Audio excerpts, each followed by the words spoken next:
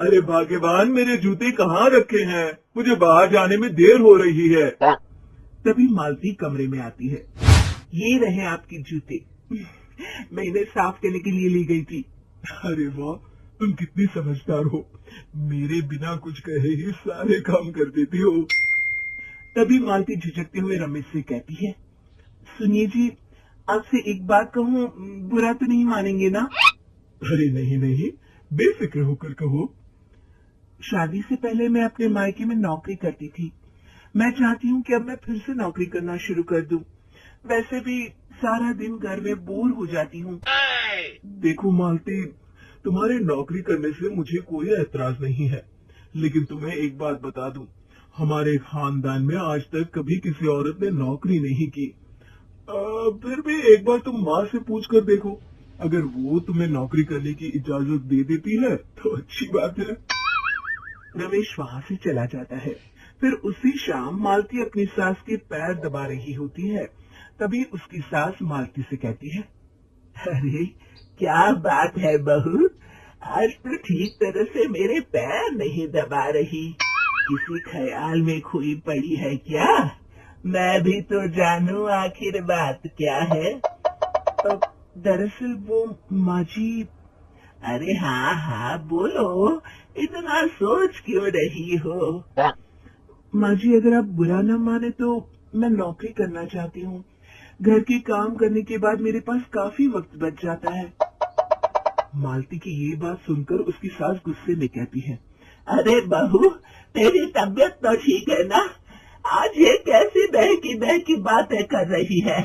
भला हमारे खानदान में आज तक कभी किसी औरत ने नौकरी की है जो तू नौकरी करने की बात कर रही है? हैं? अरे बहू, तू क्या रिश्तेदारी में हमारी नाक कटाना चाहती है? जितना जल्दी हो सके अपने दिमाग से नौकरी का भूत उतार दे, और अब जा, जल्दी से रसोई में जा, खाना बनाने का वक्त हो रहा है। मालती मन मार कर खाना पकाने के लिए रसोई घर में चली जाती है। अगले दिन। नमस्ते माँ जी, कैसी हैं आप? अरे आओ आओ दिवाकर बेटा, बैठो, मैं तुम्हारे लिए चाय मंगाती हूँ। बहू, जरा एक कप चाय तो लेती आना। फिर दिवाकर एक फाइल खोलकर मालती की सास के सामने रख देता है। ये देखिए माँ जी, ये है पिछले महीने का हिसाब और ये रहे मुनाफे के रुपए। एक बार हिसाब देख लीजिए और इन कागजों पर अपने दस्तखत कर दीजिए। अरे दिवाकर बेटा, मैंने भला आज तक कभी तेरा हिसाब देखा है जो अब देखूंगी? ला बता, कहाँ दस्तखत करूं? तभी मालती चाय लेकर वहाँ आ जाती है और अपनी सास को बिना कागजातों को पढ़े इस तरह लापरवाही से दस्तखत करते हुए देखकर हैरान रह जाती है। अच्छा माली, अब मैं चलता हूँ, फैक्ट्री में बहुत काम है। फिर दिवाकर वहाँ से चला जाता है। कुछ दिनों बाद मालती बाजार में कुछ सामान खरीद रही होती है। तभी एक बूढ़ा आदमी उसे आवाज देता है, अरे मालती बेटी, कैसी हो? मुझे पहचाना? मैं तुम्हारी कंपनी में मुनीम का काम करता हूँ। हाँ चाचा जी, मैं आपको बिल्कुल पहचानती हूँ। कहिए, कैसे हैं आप?